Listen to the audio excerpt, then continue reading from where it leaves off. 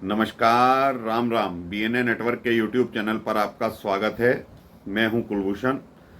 अगर आप हमारे चैनल से अभी तक नहीं जुड़े हैं तो कृपया चैनल को सब्सक्राइब कर लीजिए।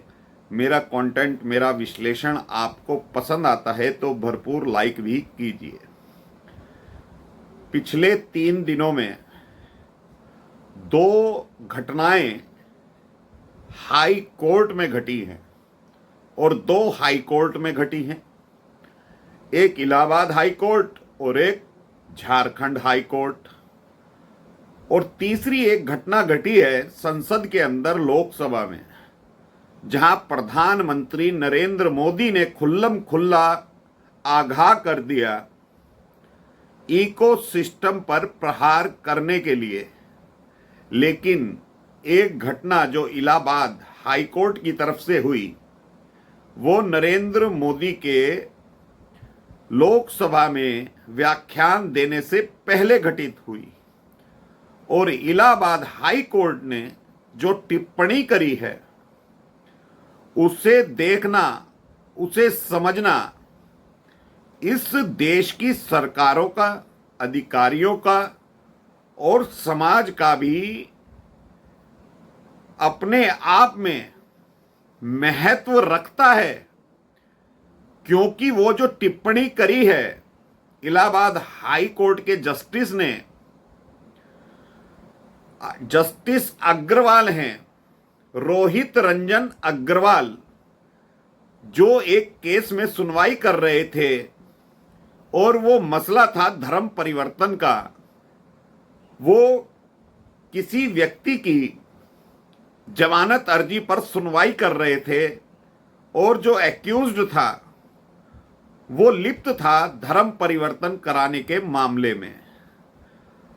तो जस्टिस अग्रवाल ने पहले तो जमानत अर्जी खारिज करी और एक आदेश दिया। वो आदेश दिया और तल्ख टिप्पणी करी समाज के लिए भी और सरकार के लिए भी और सरकार के अधीन आने वाले अधिकारियों के लिए भी। जस्टिस अग्रवाल बोलते हैं कि धर्म का प्रसार करना एक अलग चीज है। जो लोग जगह जगह धर्म का प्रसार करने के लिए आयोजन करते हैं वहां तक तो घटनाएं सही हैं, लेकिन वो जो आयोजन धर्म परिवर्तन का सहारा बन जाते हैं, प्रचार का आयोजन धर्म परिवर्तन का सहारा ले लेते हैं और धर्मांतरण करा देते हैं, तो एक दिन ऐसा आएगा जो हमारे देश की सनातन आबादी है वो घट जाएगी, वो अल्पसंख्यक हो जाएगी। जिस तीव्र गति से धर्मांतरण हो रहा है तो हमारे देश में आने वाला समय सनातन धर्म के लिए चिंता का विषय है। और ये सनातन जो जनसंख्या है ये अल्पसंख्यक हो जाएगी और जो अल्पसंख्यक वर्ग है वो बहुसंख्यक हो जाएंगे।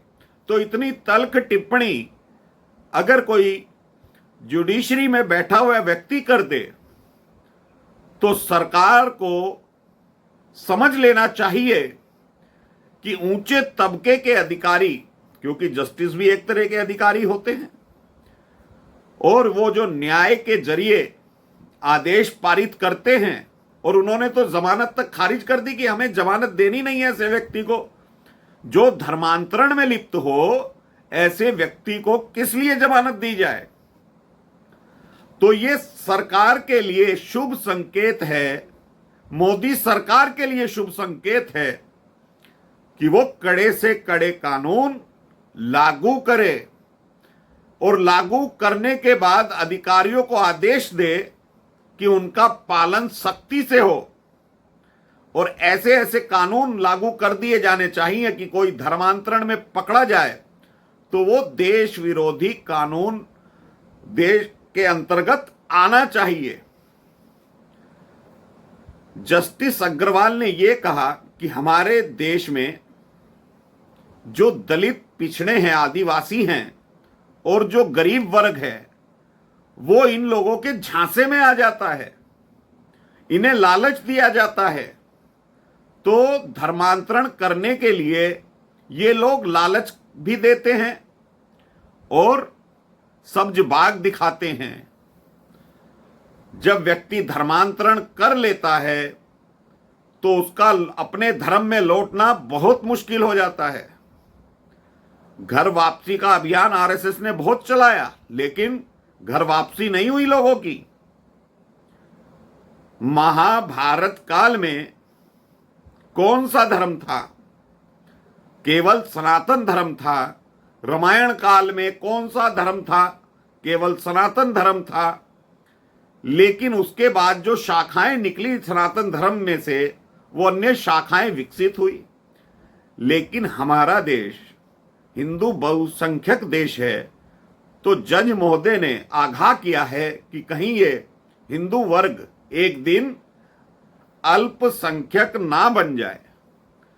ऐसा ही किस्सा कल झारखंड हाई कोर्ट के आदेश में देखने को मिला।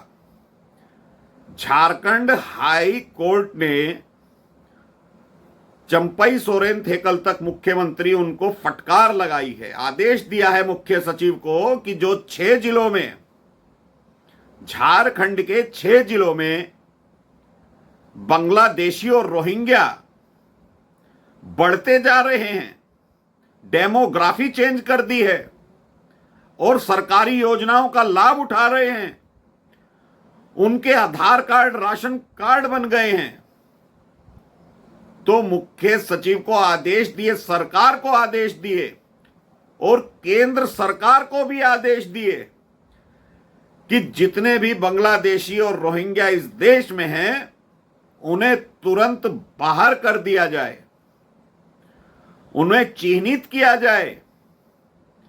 हमारे देश में जो योजनाएं सरकार लागू करती है, उसका ये लोग फायदा उठा रहे हैं। राशन कार्ड तक बन गए, आधार कार्ड तक बन गए।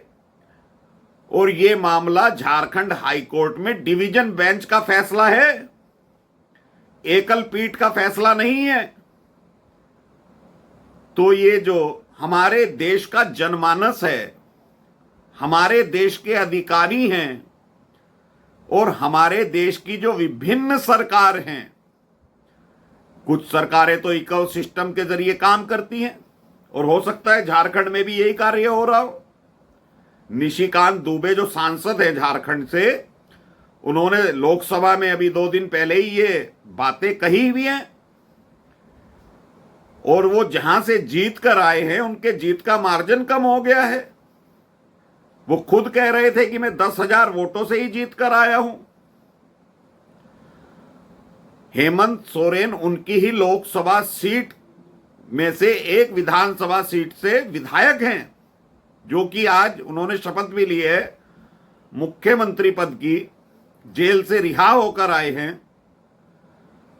तो निशिकांत दुबे सांसद जो जीत कर आए थे, उन्होंने ये बहुत गहरी चिंता व्यक्त की है लोकसभा के अंदर। तो सरकार को जाग जाना चाहिए और केंद्र सरकार को जाग जाना चाहिए। जिन राज्यों में, पंजाब की स्थिति देख लीजिए,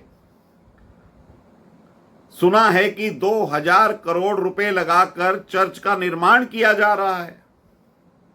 तो ये पैसा और फंडिंग कहां से हो रही है, कौन लोग कर रहे हैं, कौन से धर्म का प्रचार हो रहा है, धर्मांतरण हो रहा है, बहुत बुरी स्थिति में पंजाब भी आ गया है। पश्चिम बंगाल सारा बांग्लादेशियों से भर गया है, जितना सीमावर्ती इलाका है, बिहार का सीमांचल इलाका है। तो बांग्लादेशी घुसपैठिए हिंदुस्तान के अंदर कम से कम 4 करोड़ बांग्लादेशी हैं। तो ये सरकार के सोचने का विषय है, कुछ करने का विषय है और सनातनियों को भी सोचना चाहिए, आखिर ऐसे लोगों को क्यों शरण दी जा रही है और जो अधिकारी इनके Aadhaar card, PAN card, ration card बनाते हैं, उनको तो आजीवन सस्पेंड करके उनकी जो तनख्वाह अब तक दी है वसूल कर लेनी चाहिए सरकार को। भाई देश विरोधी कार्य करते हैं ये लोग। झारखंड उच्च न्यायालय ने जो आदेश पारित किया है झारखंड सरकार के लिए और मुख्य सचिव को दे दी है जिम्मेदारी कि आप हमें 15 दिन के अंदर रिपोर्ट दीजिए आपने क्या किया, तो मुझे तो लगता है जो इकोसिस्टम, क्योंकि यही इकोसिस्टम चुनावों में भी काम करता है। एक वर्ग ने खुल्लम खुल्ला इकट्ठे होकर वोट डाला मोदी को हराने के लिए, और प्रतिपक्ष के नेता हिंदू धर्म को क्या क्या कह रहे थे सिर्फ वही वोट पाने के लिए। उन्हें दिखा रहे थे जिन लोगों ने वोट दिया है 99 सीट वालों को कि देखिए मैं दूसरे धर्म वालों को कैसे बोलता हूं, क्या क्या कह सकता हूं और मेरा कोई कुछ बिगाड़ नहीं पाएगा। तो झारखंड हाई कोर्ट ने बता दिया है, सरकार को शुभ संकेत दे दिए हैं कि इकोसिस्टम पर अब प्रहार होना ही चाहिए। और मोदी जी ने तो स्पष्ट शब्दों में कहा कि अब मैं रुकने वाला नहीं हूं, यही इकोसिस्टम खत्म करना है। और ये 5 साल पहले हो जाना चाहिए था। जो 70-75 सालों से इकोसिस्टम काम कर रहा है देश के अंदर, धर्मांतरण करवा रहा है, बांग्लादेशी घुसे जा रहे हैं, अवैध रूप से रह रहे हैं, भारत सरकार की योजनाओं का लाभ ले रहे हैं। पश्चिम बंगाल में तो एक महिला सरपंच बन गई बांग्लादेशी, और उसे यह भी मालूम नहीं है कि ग्राम पंचायत का कार्यालय कहां है। वो औरत साइन करना नहीं जानती, कुछ नहीं जानती, सरपंच बन गई। तो ये स्थिति हमारे देश की हो चुकी है। सरकार को भी सोचना है और समाज को भी सोचना है। सिर्फ वोट देने से काम चलने वाला नहीं है। बहुत से कार्य जनता को भी करने पड़ेंगे, सरकार को निर्णय लेने पड़ेंगे, सख्त फैसले लेने पड़ेंगे। और जो इकोसिस्टम में काम कर रहे हैं उनके लिए जेलों के रास्ते खोल देने चाहिए। मेरा मानना तो यही है। अब मोदी सरकार के लिए 2 हाई कोर्ट से शुभ संकेत आए हैं इकोसिस्टम पर हमला करने के लिए। भेजिए जेल जो गलत कार्य कर रहे हैं, धर्मांतरण करा रहे हैं और संरक्षण दे रहे हैं बांग्लादेशी और रोहिंग्या को। तो दोस्तों अभी के लिए इतना ही। मेरा विश्लेषण, मेरा कंटेंट आपको पसंद आए तो भरपूर लाइक कीजिएगा, चैनल को सब्सक्राइब कर लीजिए, बेल आइकॉन दबा लीजिए। धन्यवाद, नमस्कार, भारत माता की जय।